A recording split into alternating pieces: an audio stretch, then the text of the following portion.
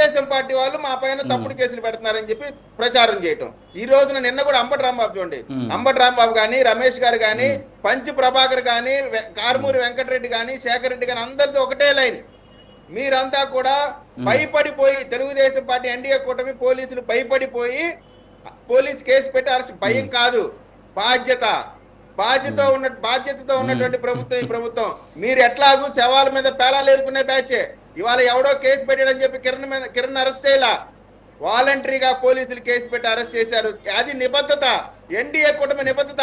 మా నాయకుల యొక్క సంఘ నాయకునా సరే మీకు బుద్ధి రాదు, సిగ్గు రాదు. ఇంకా కూడా వాళ్ళు వెనక మిమ్మల్ని సాటిస్ఫై చేయడానికి అతను అరెస్ట్ చేయాలి, చూపించడానికి అరెస్ట్ చేశాం, చట్టానికి లోబడి అరెస్ట్ చేశాం, రాజ్యాంగానికి కట్టుబడి అరెస్ట్ చేశాం. మీలాగా 5 సంవత్సరాలు బోరుగడ్డల్ని గన్మ్యాన్లు ఇస్తారా, ఇసుక రీచ్లు ఇస్తారా? ఇంకా సిగ్గు లేకుండా ఆ బోరుగడ్డలు నాడు మాకు సంబంధం లేదంటారా? అసలు వైఎస్ఆర్ కాంగ్రెస్ పార్టీని రాజకీయ పార్టీ గుర్తింపు రద్దు చేయాల్సినటువంటి అవసరం ఉంది. వీళ్ళు ఉన్మాదులు, వైఎస్ఆర్ కాంగ్రెస్ పార్టీ నాయకులు, కార్యకర్తలు, అభిమానులు ఉన్మాదులు. వాళ్ళు మాట్లాడే భాష, వాళ్ళు ప్రవర్తించేటువంటి తీరు, వీళ్ళు దాడులు అంటే ప్రతిపక్షంలో ఉన్న మీరు దాడులు చేస్తే అధికార పక్షంలో ఉన్న మేమేం చేయాలి చెప్పండి? నిజంగా మేము చట్టాన్ని చేతులు తీసుకుంటే ఒక్క వైసీపీ నాయకుడు రోడ్డు మీద తిరుగుతాడా? ఈ రోజు కూడా నేను చెప్తా ఉన్నానండి, డిబేట్ లో వైసీపీ అధికార మంత్రులు అటు కారుమూరి వెంకటరెడ్డి లాంటి వాళ్ళు మాట్లాడుతున్నటువంటి మాటలు. రమేష్ గారు మీ వాయిస్ మ్యూట్ లో ఉంది. రమేష్ గారు అన్మ్యూట్ చేసి కూర్చొని మాట్లాడుతున్నారు. ఇప్పుడు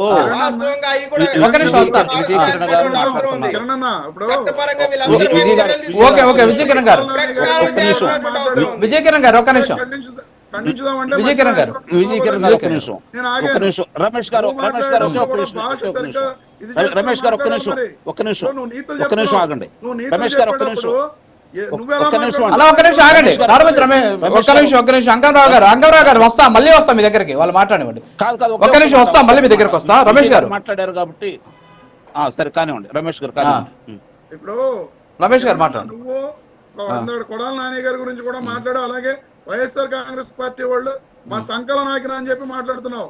నువ్వు మాట్లాడినట్టు నేను మాట్లాడగలను, అది పెద్ద విషయమేం కాదు. అలా మాట్లాడితే నువ్వు తప్పు పడుతున్నావు. సంస్కారం ఏంటి? నీకు సంస్కారం లేకుండా నువ్వు మాట్లాడక ముందు నువ్వు చూపించి ఎదుటి వాళ్ళు అనడం నేర్చుకో. మీలాగా నిన్న ఏమన్నా మాధవ్ గారు బాబుని ఏం చేయాలి? మీ రాజ్యాంగం ప్రకారం చెప్పండి. మీ రాజారెడ్డి రాజ్యాంగం బాధ్యత లేకుండా నీ ఇష్టం వచ్చినట్టు నువ్వు మాట్లాడి ఎదుటి వాళ్ళని అంటానికి నీకు రైట్ లేదు. నువ్వు బాధ్యతగా మాట్లాడి ఎదుటి వాళ్ళను నీతులు చెప్పడానికి వినడానికి ఇక్కడ పిచ్చివేదలా కూర్చున్నాను. దాడులు చేయడం మాకు చేత కాదు అనుకుంటున్నారా? మా నాయకులు మేము దాడులు చేసినా, మేము తప్పు చేసినా మమ్మల్ని అరెస్ట్ చేసి లోపల పడేసేటువంటి నాయకులు మా నాయకులు. అరే అందరినీ ప్రజలకి జవాబుదారీగా ఉండేటువంటి నాయకులు, రాజ్యాంగాన్ని అంబేద్కర్ గారిని గౌరవించే నాయకులు మా నాయకులు. 10 నెలలుగా ఎన్నో లేకుండా మాట్లాడుతూ ఉన్నారు వైసీపీ నాయకులు. రమేష్ గారు లాంటి జీవులు అందరూ నేను చెప్పట్లా, రమేష్ లాంటి గారు మంచోళ్ళు కూడా ఉంటారు, కారుమూరి వెంకటరెడ్డి లాంటి కోవెక్కిన నాయకులు కూడా ఉన్నారు. ఇష్టం వచ్చినట్టు మారుతాం, ఇష్టం వచ్చినట్టు మారుతా ఉన్నారు తెలుగుదేశం పార్టీ నాయకులు. లేదా ఇంకోళ్ళ కొవ్వెక్కింది, నువ్వు మాట్లాడేది కరెక్టా? నువ్వు మాట్లాడేది కరెక్ట్ కాదు కదా. నేను ప్రజాస్వామ్యబద్ధంగానే మాట్లాడతాను, ఒక్క బూత్ మాట్లాడలేదు నేను. నువ్వు డెకరం మాట్లాడుతున్నావు, అది కరెక్టా చెప్పు. నువ్వు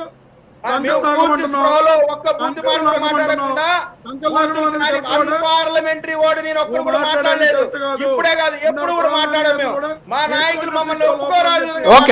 మాట మీ నాయకులు నేను తిడితే విజయకిరణ్ గారు ఒక్క నిమిషం. రమేష్ గారు ఇప్పుడు సబ్జెక్ట్ పోదాం. ఓకే, ఇప్పుడు ఎవరు మాట్లాడారు, ఎవరు మాట్లాడినా తప్పే చెప్పండి. అదే చెప్తున్నా. ఇప్పుడు ఈ డిబేట్ జరుగుతుంది, వైఎస్ఆర్ కాంగ్రెస్ పార్టీ నాయకుల్ని ఉన్నప్పటికి కూడా ఒక్కరిని కూడా అరెస్ట్ చేయట్లేదు.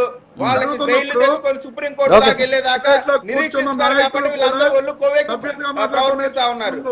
ఎవరు ఇష్టం వచ్చినట్టు వాళ్ళు మాట్లాడేయడం. అవును, ఒక్క నిమిషం. ఇప్పుడు కొడాల నాని గారు అలా మాట్లాడారనే కదా ఇక్కడ అంతా తిడుతున్నారు. మరి అదే వ్యవహారంగా మీ నాయకుడు తిట్టాడా? మీ ప్రభుత్వంలో ఉన్నప్పుడు నువ్వు కూడా ఒక్కళ్ళన్నా అదే పద్ధతి ఖండించారా? చేస్తుంది. ఒక్కళ్ళన్నా వైఎస్ఆర్ అదే ఇక్కడ ఎందుకు రియాక్ట్ కాలేదనేది ఇంపార్టెంట్ కదా. ఇక్కడ ఏంటంటే కారుమతి రమేష్ గారు అందరూ క్వశ్చన్ చేసేది ఏంటంటే ఆ టైంలో ఎందుకని మనం చర్యలు తీసుకోలేదు అనేది ఇక్కడ మాట్లాడేది. ఓకే, రమేష్ గారిని మాట్లాడేవాడు సార్ ప్లీజ్. విజయ్ కిరణ్ గారు ఒక్క నిమిషం. కిరణ్ గారు మాట్లాడుతూ ఇది బాధ్యత గల ప్రభుత్వం కాబట్టి మేము చర్యలు తీసుకున్నాం, అందరిని అరెస్ట్ చేయడం, మా పార్టీ వాళ్ళైనా సరే అరెస్ట్ చేయడం జరిగిందని చెప్పి చెప్పడం జరిగింది ఇంతకుముందు. నిజంగా ఈ ప్రభుత్వానికి అంత బాధ్యత ఉండి ఉంటే గత 10 నెలల్లో ఎన్నో కేసులు ఇవ్వడం జరిగింది. 1 కాదు 2 కాదు.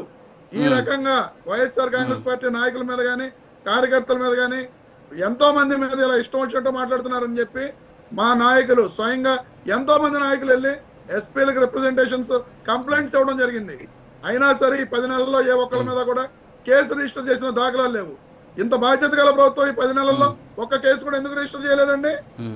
ఈ రోజున వీళ్ళ ప్రభుత్వం మీదకి, ఎందుకంటే ఒక మాజీ ముఖ్యమంత్రి గారి భార్యని ఇష్టం వచ్చినట్లు మాట్లాడిన వ్యవహారం మీద పూర్తిగా ఈ ప్రభుత్వం ఆత్మరక్షణలో పడిపోతుంది కాబట్టి ఇతన్ని అరెస్ట్ చేయడం జరిగింది. లేకపోతే వీళ్ళు గత 10 నెలల్లో ఎందుకు చర్యలు తీసుకోలేదు? నేను కూడా మహిళలే కాదు, వాళ్ళు మాజీ ముఖ్య మహిళలు ఈ విధంగా చర్యలు తీసుకుంటే ఖచ్చితంగా నేను అభినందించేవాడిని. ఎప్పుడు కూడా వీళ్ళు ఈ రకంగా చర్యలు తీసుకోవాలా. ఈ రోజున ఇది డ్యామేజ్ అయిపోతుంది రాష్ట్ర వ్యాప్తంగా కూడా. ఎందుకంటే అతను ఐటీడీపీలో పనిచేసే కార్యకర్త అని చెప్పి క్లియర్ గా తెలుస్తుంది. అతను ఎన్నో డిబేట్లలో నేను ఐటీడీపీ అని చెప్పి అదే వీడియోస్ లో చెప్పడం జరిగింది.